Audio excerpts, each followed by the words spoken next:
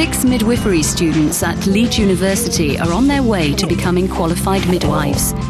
In 6 months' time, the third years will be out on the wards, caring for mums and delivering babies.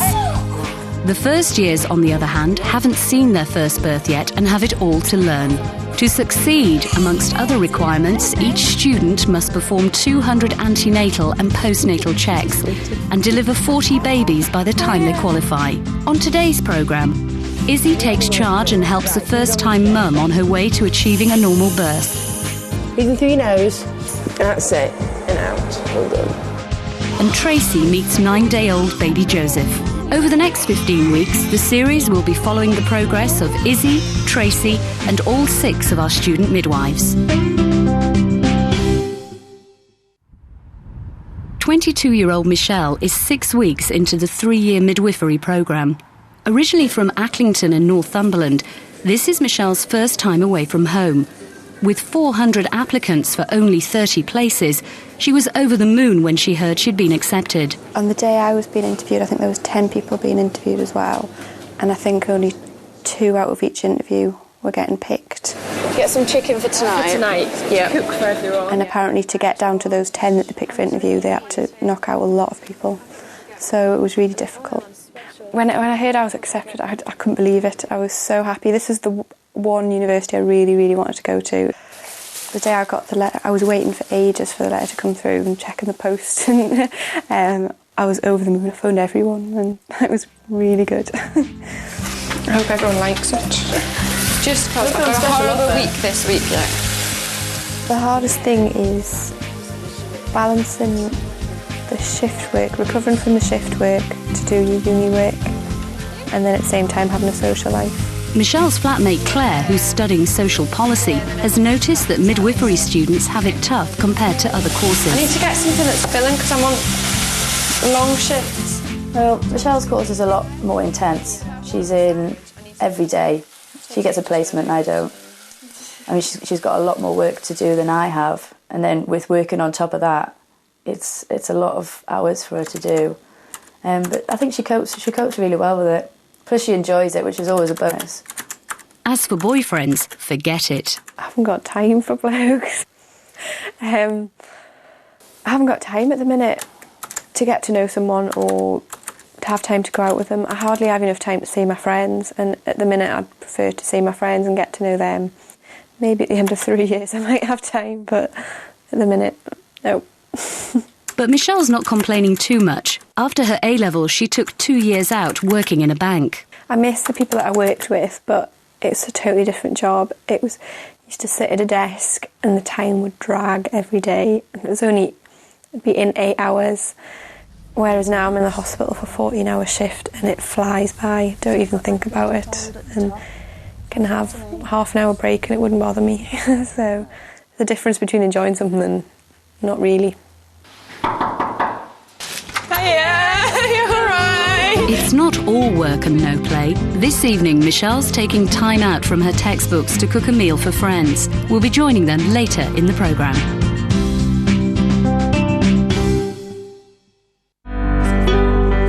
Third-year Tracy is on placement at a health centre near Northallerton. Her mentor, Janice, has been a midwife for 25 years, so has plenty of tips to share with our students. This morning, they're off to visit new parents Mark and Rebecca Montague to see how they're coping soon after leaving hospital. So have you seen Rebecca?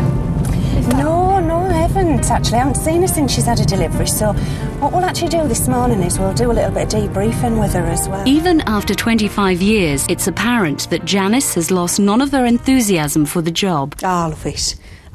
Absolutely fabulous. Wouldn't do anything else. It's a fabulous job, it really is. As a community midwife, you look after not only the mother, but you look after the family as well. So you look after the mother, maybe it's the first pregnancy, but you get to meet the husband or the partner, you get to know the family, and then they come back, for the second and subsequent children, and you still see them round and about the town. So they're friends, they're not just clients, they're friends. It's nice. This is Tracy, our student midwife. Hi, I'm just working with Janice at the minute. Right. We come out in practice and, as well as being at university, so I'm studying down at Leeds. How are you getting on then? Take a seat. Thank you. Fine, yes. We're a bit tired, aren't we? Bit at the moment. Janice is a really lovely midwife to work with. She's so jolly and just keeps you going even when you're feeling so run down by it all. Because in the last few weeks, with the amount of academic work and then coming up for my placements and everything, it does get really hard, but Janice always keeps you going, really. Okay, should we weigh him then? Yes. See. I'm going to pop down here. Oh. I have to strip your... Son smells of bread. Going to open your little eyes for me. Oh, that's nice and clear.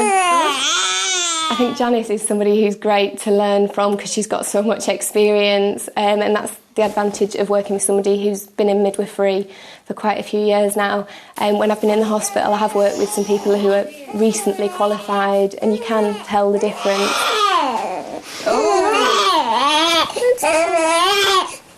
There we go.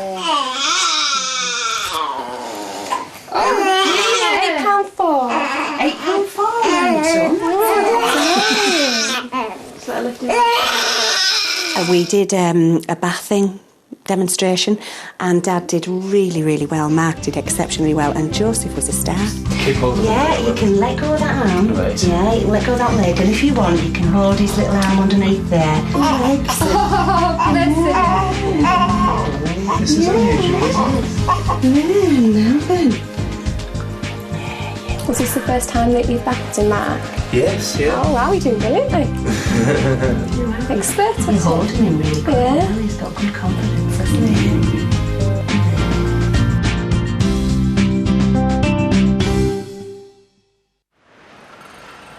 he? Meanwhile, it's all go on the delivery suite at York District Hospital. Izzy's just arrived for her shift and has been asked to look after 22-year-old Claire, who's gone into labour. Right, what we do is breathing through your nose, and breathe out through your mouth. Claire came in yesterday to be induced due to high blood pressure. Things finally started to happen in the early hours of this morning, and now she's well on her way. Otherwise you're going to end up really feeling really like, woo! Claire had her epidural topped up 2 hours ago, but it's wearing off, so she's using gas and air. This will be Claire and Lee's first baby, and they're hoping for a normal birth. Claire's mother, Caroline, is also here to witness her second grandchild coming into the world. That's it, breathe it through, go on. If there are no complications, third-year Izzy will deliver the baby with her mentor, Sharon, standing by. Izzy's delivery count is up to 35, although she admits to being a bit rusty. Because you're doing it, you feel quite good. And then you have this big time lapse and you come back and you just think, oh no. And some of it comes back to you really easily. I always forget to look at the clock to see what time the baby's born. Just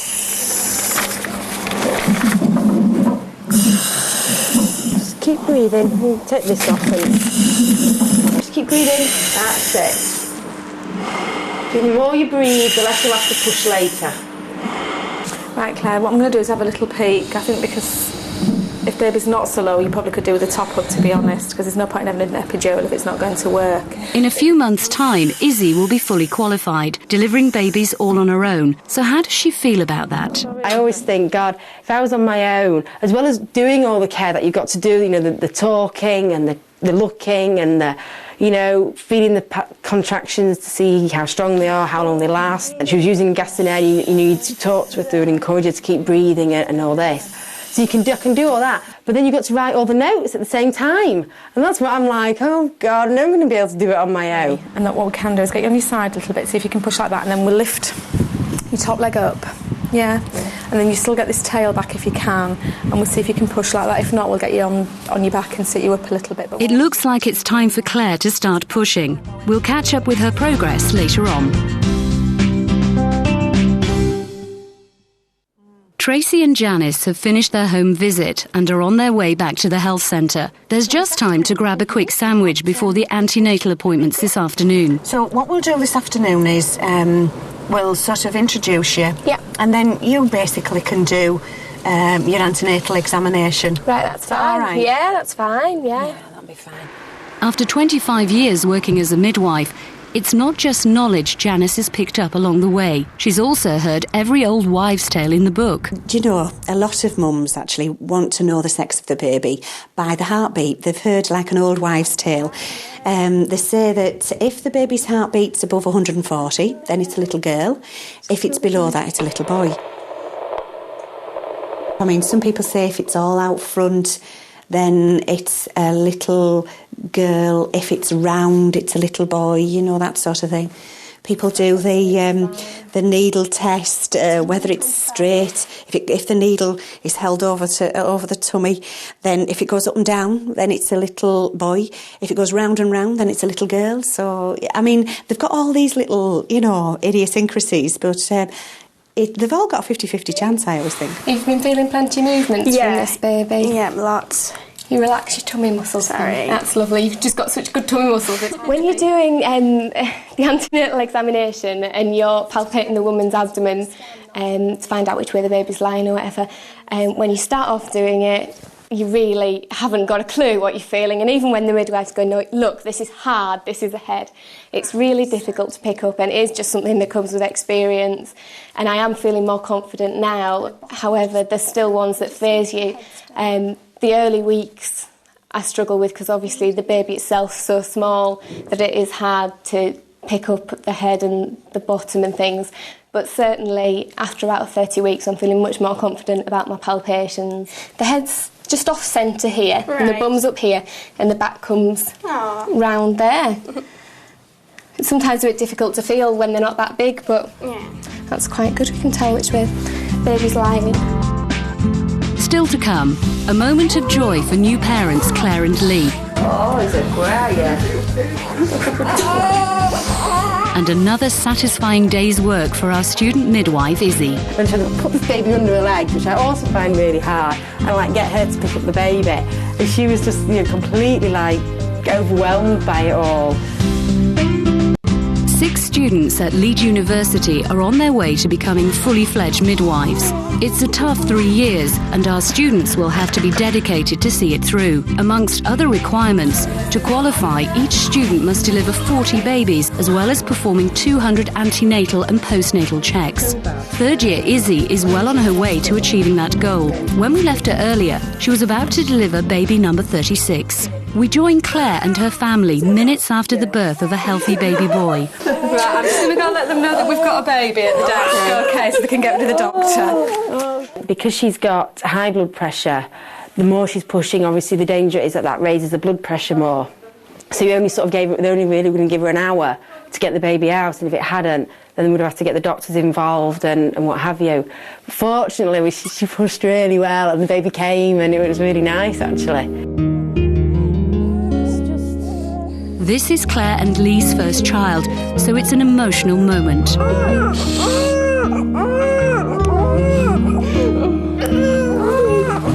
just to cut the scissors off. It's only small, isn't it? It doesn't look that big especially, does it? So is it Jack then? It's his hands. Is it Jack? It's the size of his hands.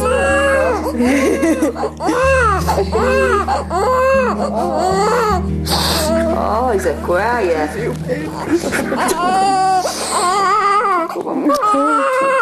Oh, what is all this noise? Right, what we actually need to do now, if we can, and we can do this, is get you onto your bottom, because we can't deliver your placenta in this position. You have it's to really sit. difficult. I'm grandma. Well, I'm Claire's mum, and they've done a wonderful job. Full marks. Amazing, absolutely amazing. Yeah. Painful, but overwhelming, really. Yeah, well worth it. Definitely. Claire was using gas and air because the pain relief was wearing off, and a decision was taken not to top up the epidural. We didn't want to push too much. We wanted to keep breathing through so that the baby would work its way down on its own. The aim being that the baby would be really low before we started pushing, therefore she wouldn't have to push for as long with regards to this blood pressure. Change colour, hasn't it? He's got pinker. Yeah, they do get pinky. He's really nice and pink. She actually said, I want to stand up. Obviously, she can't stand up because of the epidural, because her legs wouldn't take it. So what we got her to do was in an all-fours position on the bed. It's actually sort of leaning against the bed. And that, when you're in that position, because there's no pressure on the bottom of your back here, it really allows it, sort of like your coccyx, to move back and open it up. And usually then the babies will tend to come a bit quicker. You are moving around all the time, so I can't find you. And when she did that and she was pushing, she didn't really have to do much at all, so she did really, really well.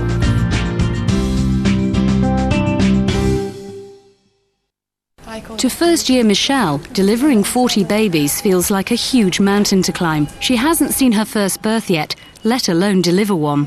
I would say I'm definitely looking forward to my first delivery. Seeing my first delivery, actually doing my first delivery, which will be even more scary.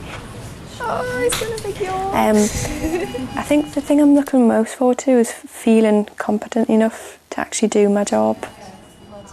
I like babies and children, but that's not really why I'm on the course, because I don't think babies are that big a part of what you're doing. I think it's more the woman and the relationship that you strike up with the woman. So as much as I love babies, that's not really what it's about. How do you feel today then? Just a lot better in being able to... I didn't think I'd be able to hold him with him being there. Yeah. Like most of the first years, Michelle feels she's lacking in confidence. Probably the best way is just to turn onto his side. Which way? Towards me. Which is easy for you. Towards me.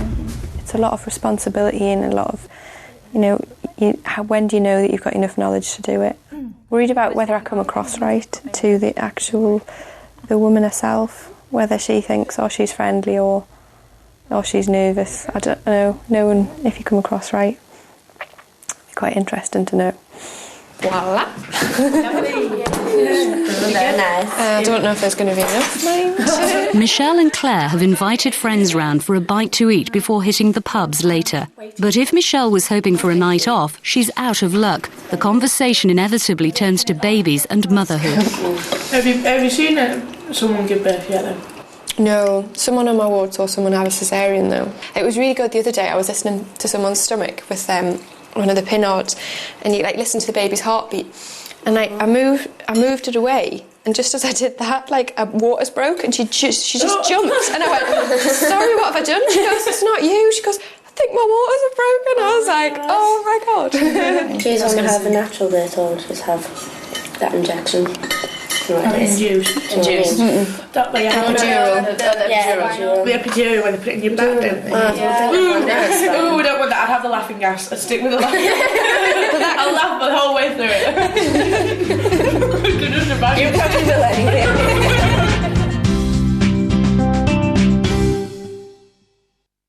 Tracy's clinic is going well at the health centre, but she's unsure how to deal with her next patient. 37-year-old Caroline's baby is due in 7 weeks, and she thinks it may be in a breech position, so Tracy's called in Janice for a second opinion. Do you want to just have a check for me?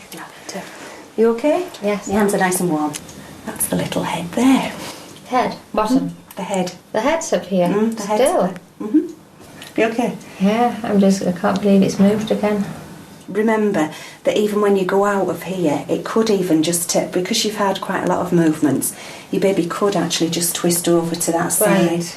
So, and it really is okay at the moment. It's only really sort of when you get to about 36, 37, 38 weeks that we need your baby to be over on the left-hand side, so... Unless it comes before then. Yeah, and your baby, you still will go into labour if your baby's on the right-hand side. Yeah, so there's no problem. Okay. And if it is a breach, it's still got time, okay? Yeah. Still got time. Okay, is that all right with you? I hope so. All right. And is that what you found? Yeah, I could feel the background here, and it was just off to the side that I could feel something hard, but I couldn't decipher whether it was the bottom there, because I couldn't feel the head further up. Didn't want to press too hard on you. Janice was right. There was time for the baby to move. The baby turned 3 times before returning to a normal position by week 38. When Caroline gave birth to a bouncing baby, Emma Louise, weighing in at 7 pounds 11 ounces. It's been an enjoyable day for Tracy and Janice. They've met plenty of mums and babies, and Tracy feels it's been useful. The placements are probably the most valuable part of the course. It's where you get all this experience and picking up on like the top tips and things when you're out in the community and things just means so much, and it's not something that you can get in a lecture. It's just so nice to get out and do what you've wanted to do. This is what we've come into it for. Certainly writing essays and sitting in exams, we have to do it, but it's not why I'm here, so it's nice to be out there and seeing the women. At the university halls, the meal is over, and Claire and Michelle are getting ready to go out. Michelle is the treasurer for the house, and she's organised a pub crawl. With 120 people living here, we had a pub crawl a few weeks ago, and I would say about 50, 60 people turned up for that, so hopefully about the same amount. It would be nice if everyone turned up, but it is a Sunday, so a lot of people go home on weekends, but it should be good. It's a good number, and if a few of them bring their friends from outside the house, that'll be even better. It's early days, but if there's one thing Michelle's sure about, it's that she's chosen the right career for her. It is definitely the thing for me. I haven't regretted a single day that I've come here. I haven't come back and thought I've had a really, really bad day yet. Or I haven't really come back and thought anything's been really bad. So, it's got to be good. It's 9 p.m, and as the first years hit the town, third-year Izzy is about to finish a long shift. Her overriding memory of the day is helping to bring little baby Jack into the world. And even though it's baby number 36, the novelty never wears off. Well, I like doing this. I like being here, you know, and the dad was really nice because he wanted to see it all, and he was like, we were like, you know, come round here, look at this bit. I think he was like a bit mesmerised by it all. We could tell then, we could hear. When the babies come out, obviously mum's here and the baby's sort of behind her, if you like, and trying to put this baby under her legs, which I also find really hard, and like get her to pick up the baby. And she was just, you know, completely like overwhelmed by it all. And it's just really nice to see that. It's just nice to see, you know, you've gone in, whenever we went in, there's this lady sort of lying in bed, and then you've done what we've done, and there she is with the baby, you know, the end product, and that's obviously that's what they're all wanting. But I do like it. I think I just like telling people what to do, really, though. I think that's the truth. Coming up in the programme, midwife Eve takes care of mums with problem pregnancies on the antenatal ward M2. Everybody's in here, it's for a reason, because there's something not quite going right with their pregnancy. The grand mum of 46 who thought she had cancer. The doctor said it could be a baby or a cyst. I said, well, I'd rather have a baby than a cyst. And a mum of 3 boys awaits a desperately wanted daughter. So you do realise, Mark, if they tell me it's a girl, I'll never stop buying. And I don't think he'd believe me, but he does me.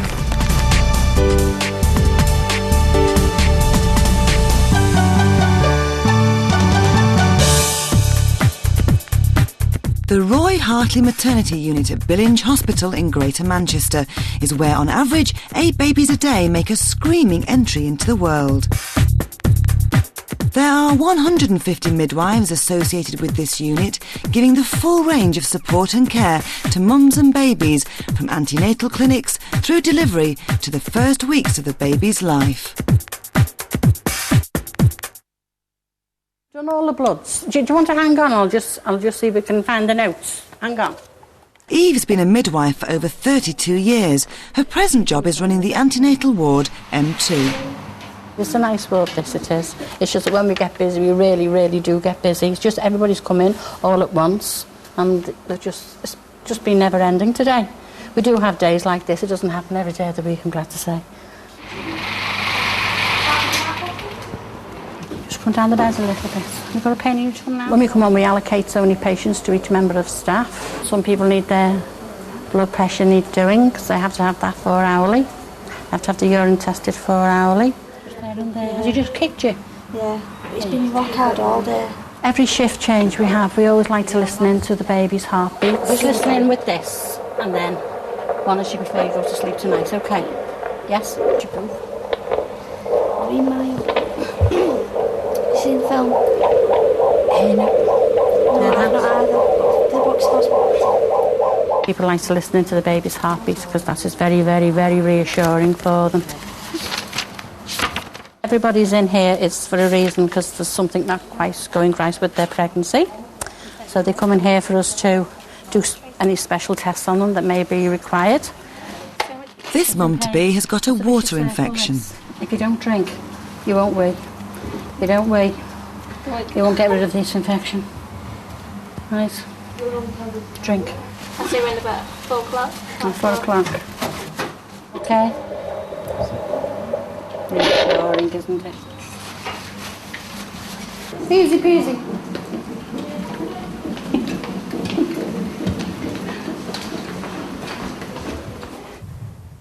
Mum-to-be Pamela Barnett has a meeting with a group of mums every week at her home. They give each other support, exchange advice and find the one thing all mums need. Well, something like that. Yeah. It's the only time you get to speak to other mothers, isn't it? Because you're like stuck with your kids all day. And it gets you out as well, doesn't it? And the kids aren't clinging to us every second. Exactly. They do their own thing. A friend of mine once said to me, there's only so much baby talking length of a day you can do. And it's true. When you're on your own all day with your child, there's only so much cooing and all that lot you can do. So you need that adult. Plus, I think kids, they need that mix, don't they? They need company, don't they? They get sick of their own company. Pamela's partner Mark is more than happy to help out. I love children, yeah. More the merrier. Once they start walking, toggling, and they acknowledge you, yeah, I do. And then upwards, yeah, I do. I love children a lot. They seem to like me as well for some reason. Pamela, who's 38, had 2 boys in a previous relationship and another with Mark. I've done it all once and I thought that was it. And this stage of my life I'd be doing something completely different. But I'm really glad I've chose to do this again, have babies, and it's lovely. I'm really looking forward to it, yeah. It's a girl, so we've got everything and everything's ready and just waiting for the day when she comes now, yeah. It means more to me than winning the lottery to have this girl. It's something I have always prayed for. I always said, although I've got 3 children, I always felt I had still missed out on that little girl. I don't believe there's anybody on this earth what wants a girl more than I wanted a girl. There's no words can explain how much it means to me. Eileen's an auxiliary nurse in the maternity unit at Billinge. Part of her job is making sure the new mums get the care they need once they get home. Yeah, she seems to be when I saw her. I haven't seen her for a couple of days, but she seemed all right. I think the most challenging part is getting a midwife to them whenever they need one, no matter what time of the day or night it is.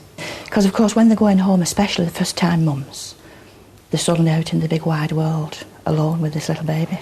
And it's different than being in the hospital, isn't it, with help all around you. So that's always one of the last things I say to them. It's just a phone call away, and help will be there. I've worked at Billinge since 1966. Oh, yeah. A long time, isn't it? The biggest change is our new unit, the Roy Hartley Maternity Unit. Because when I first came, it was just a little square in the old hospital. And the labour ward had 4 beds and 1 toilet. Well, I'm just taking these case notes back to the record library, which is situated on A1 ward of the old hospital. So while I'm going there, we'll have a look at the old maternity unit, where I had my children. There.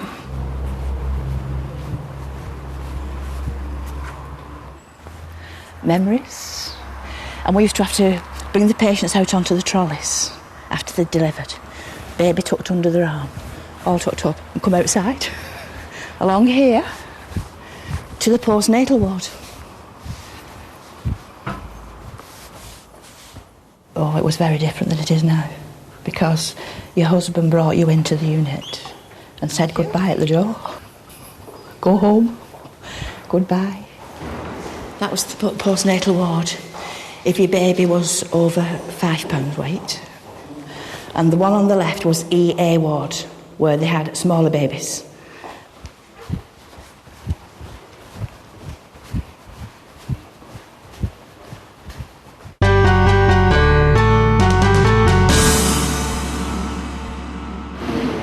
Paula and Ian have been married 16 years. 7 years ago, they decided to start a family.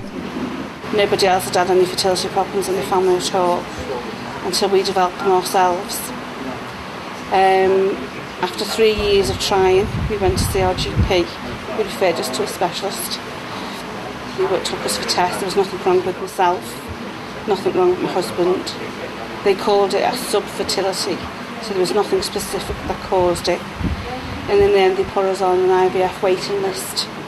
3 attempts at IVF failed, but on the 4th Paula found she was pregnant. Sadly, she lost that baby and they decided to give up, but their consultant persuaded them to try once more.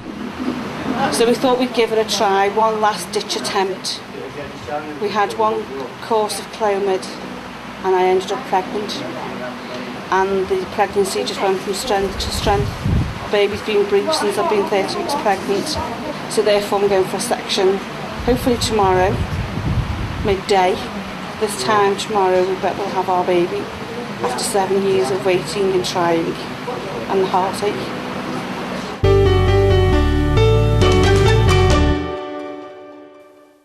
Meanwhile, Pamela's been busy shopping for her daughter-to-be. These are my sort of newborn, what should be dressed in straight away. I've even got the little socks and put the bows on to match. And it's got to be really girly. And I tend to go mainly just for pink and lilac. Some people might think I've gone a bit over the top, but I love frills and flowers. I was the youngest of 5 and my mum had me when she was about 34. I always wanted pretty clothes, yeah. I always had my hair long. But I suppose there was always things I wanted to have what women couldn't afford to buy me. And that's why I go over the top with mine, you know. This is my favourite. I think I'm going to bring her home in this.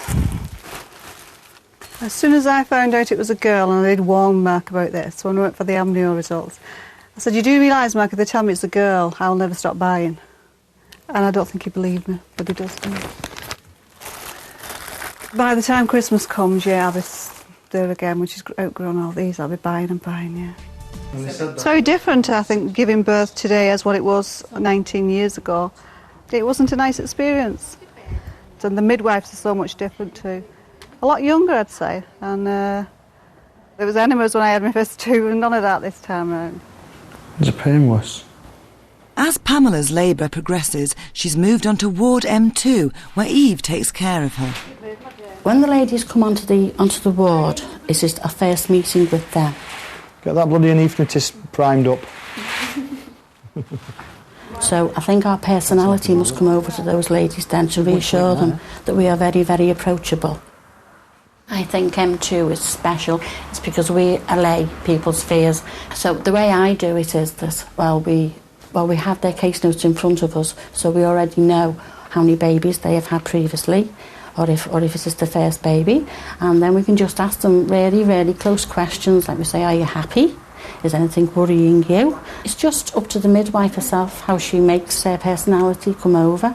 But I think any midwife is good at the old talking, so we should be able to make them feel relaxed. Okay. It's going to be thick and fast now, aren't you?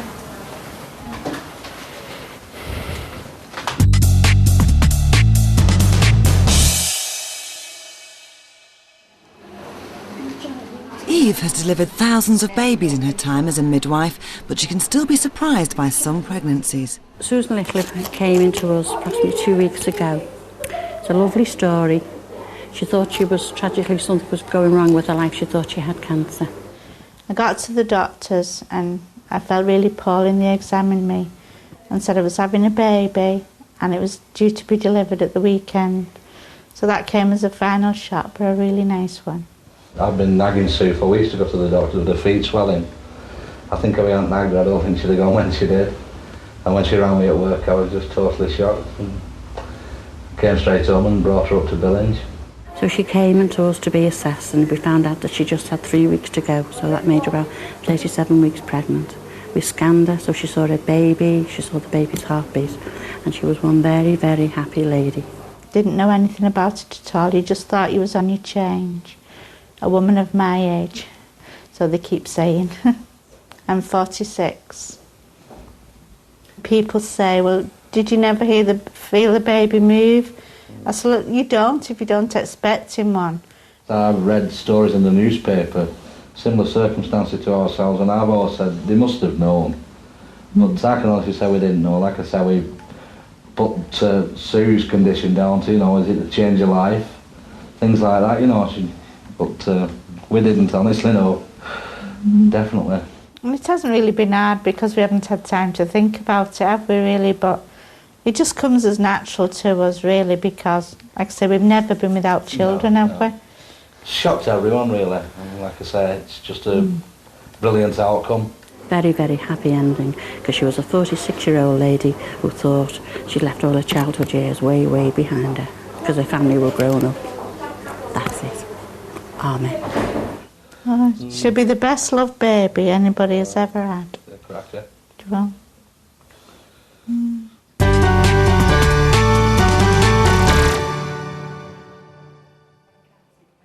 Eileen is back where she's happiest, on the ward. What I love most about the babies, I think, is they're so tiny and cuddly. Cuddly. Could eat them up, couldn't you? And I'm really very maternal. Before then, give us a ring. My favourite part of the job is taking babies to the main entrance when they're going home with their mums and dads. That's the nicest part of the job. I think it's because the patients now are taking this time. Mum taking him. This is what they've waited for 9 months. They've gone through the labour, haven't they, the delivery, and the first few days after, which is not easy for them. And then this is the moment they've waited for, to take the baby home. I think it's lovely. There's a telephone number, direct to M1, 24 hours a day. Just give them a ring. Okay, love. See you next year. Bye.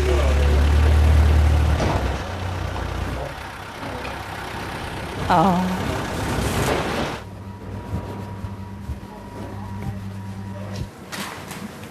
So far, Pamela's been in labour for 13 hours, not the quick birth she was hoping for. She's had an epidural and is doing well. However, it's a tough time for hubby Mark. That's beautiful. Keep it coming.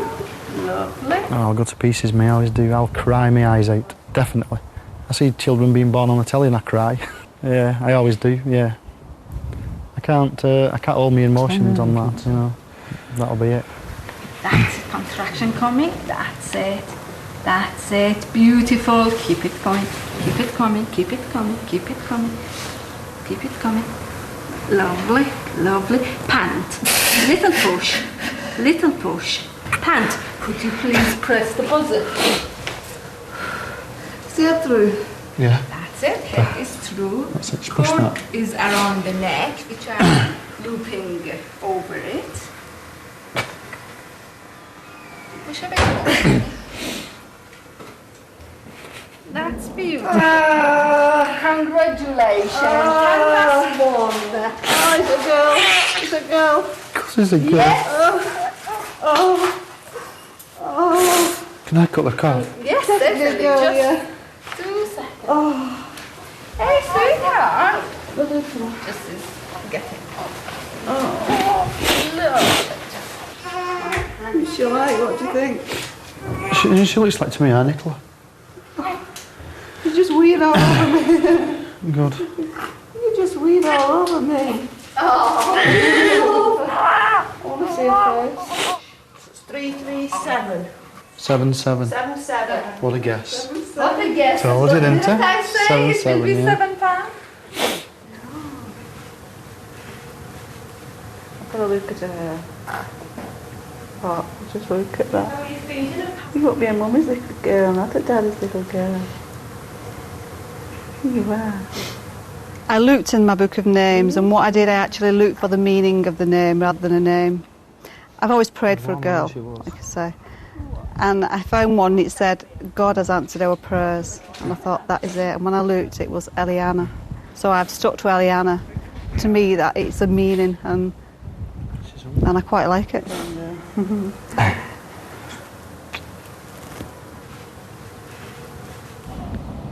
After 7 years, Paula and Ian, who had fertility treatment, still had one more surprise. At 9 minutes past 12 on Thursday, we had a beautiful baby girl, which we were both shocked at because we expected to have a boy.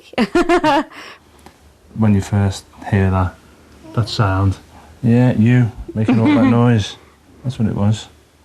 Everything else just melts away anyway. You're just not aware of anything that's around you. It's just the baby and you. Things I used to worry about before, materialistic things that I used to worry about before, I've just gone out the window, because at the end of the day, Georgia comes first. So in that respect, she's totally and utterly changed our whole outlook on life, our lifestyle. She's changed. And we've never been happier. And we've never been happier. Or more tired. Or more tired. I know, sweetheart. Well done, darling. Aren't we wicked? We both wanted a child. I wanted Ian's and he wanted mine. And we decided that no matter what we had to go through, we'd go through together. I mean, we've got friends who are going through the same procedure ourselves at the moment, and we say to them, don't ever give up, because we didn't in the end. And now we've got our little daughter, and no matter what you do, no matter how tired you are, when you fed her and she's changed and she gives you that big smile, there's nothing in this world that could ever tell you what that's like until you're a mum.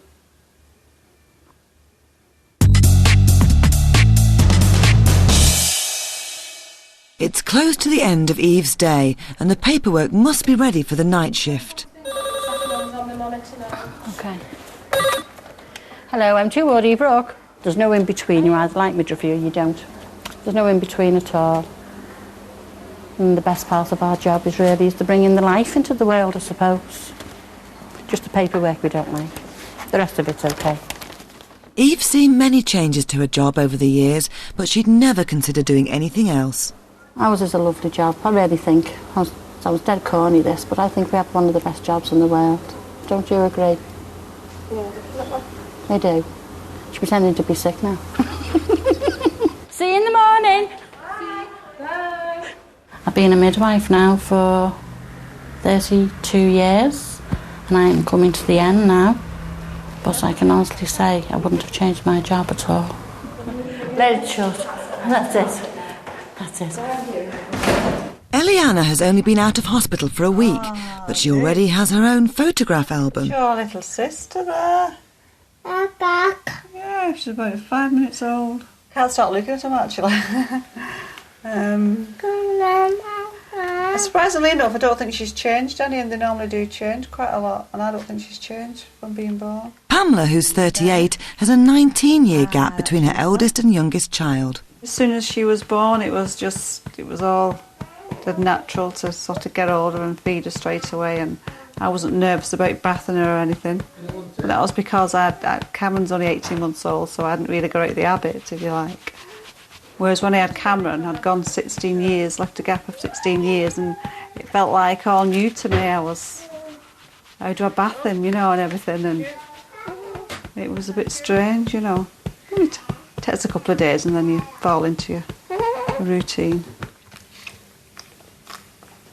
I still can't believe it, actually. Feels strange, because I look at her and I think, she's mine, and I can't believe she's mine, this little girl. Yeah, I'm thrilled to bits with her. Got my little girl, yeah. From Midwives next time, the ladies in the shop help a mum who's been burgled. And Mum Sarah discovers she may have to be induced. I've heard some horrible horror stories about being induced.